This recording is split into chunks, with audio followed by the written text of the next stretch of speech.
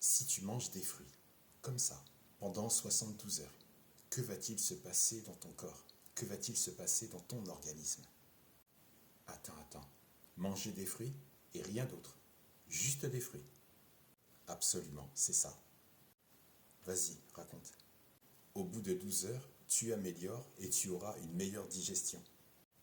Ton corps ensuite commence une nouvelle phase de digestion plus confortable et il absorbe tous les nutriments présents dans les fruits que tu as consommés. Forcément, puisqu'il n'a trouvé que ça à se mettre sous la dent. Puis, les fibres alimentaires, alias les gommes, alias les pectines, vont se charger de réduire tes ballonnements. Enfin, si tu en as. Ils vont aussi se charger de réduire ta bedaine gonflée et tes maux d'estomac.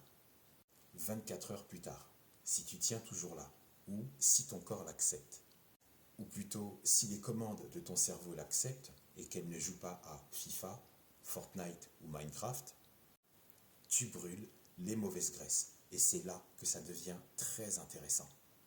Ton corps va entrer dans un processus de cétose nutritionnelle. C'est pas un peu comme les régimes cétogènes? Presque. Ton corps, à cette étape, a besoin d'énergie. Comme tu n'as mangé que des fruits, et que ton organisme a puisé dans les différents sucres, dans les protéines, il a quand même besoin d'énergie pour continuer à fonctionner.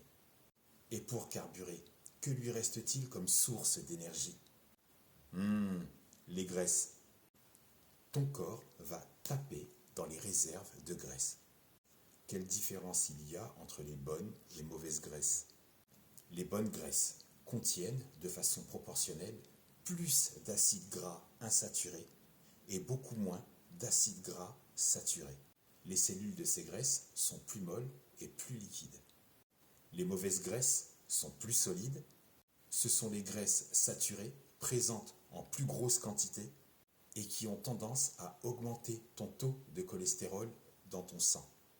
Mais ne t'inquiète pas, si tu manges des fruits, les fibres, les vitamines et les antioxydants vont jouer un rôle important dans ton organisme.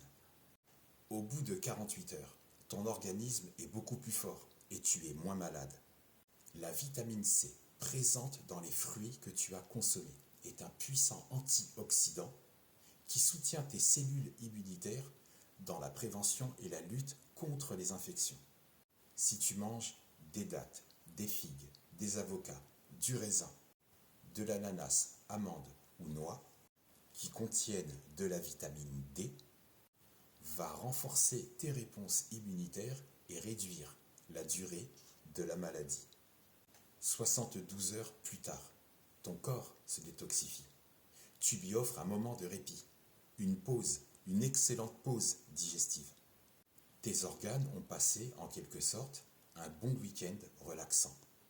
Et ça se conclut donc par une véritable détoxification. Tu as plus d'énergie. Ta peau devient plus lisse, plus belle, plus éclatante, grâce à l'absence de glucides et de différents sucres industriels. Attends, c'est bizarre, dans les fruits, il y a du sucre. À cette étape, ça va favoriser une plus grande production de collagène. Oh, ok, mais c'est quoi le collagène? Le collagène, c'est la protéine qui forme la structure de ta peau, qui la garde ferme et sans rides. Le collagène a des vertus anti-âge. Il aide à lutter contre la déshydratation grâce à sa capacité à retenir l'eau dans les tissus de ta peau. Il empêche donc un relâchement cutané et permet donc aussi de régénérer les tissus de ton épiderme. Et si ce n'est pas suffisant pour toi, tu peux avoir recours à des gélules de peptides de collagène. Pour des peptides de collagène de qualité, je te le recommande en hydrosolate. Donc le sucre présent dans les fruits, alias fructose, va nourrir les cellules de ton cerveau et assurer le bon fonctionnement de tes organes. L'abricot, la mangue, le melon, la tomate contiennent de la vitamine A. La vitamine A est très importante car elle va contribuer à éliminer les résidus, les déchets, les toxines dans les cellules de ton cerveau et dans ton organisme. et donc stimuler de cette façon leur performance et leur rendement. Si tu manges des fruits le matin, les fruits rouges vont te procurer des antioxydants. Les pommes vont t'apporter des fibres. Les oranges, principalement de la vitamine C. Le kiwi, de la vitamine K et encore des fibres. Les bananes vont apporter du calcium, du potassium, du phosphore, des bêta-carotènes, précurseurs de la vitamine A et de la vitamine B9. Ton corps n'est pas programmé pour encaisser, pour ingérer du sucre industriel.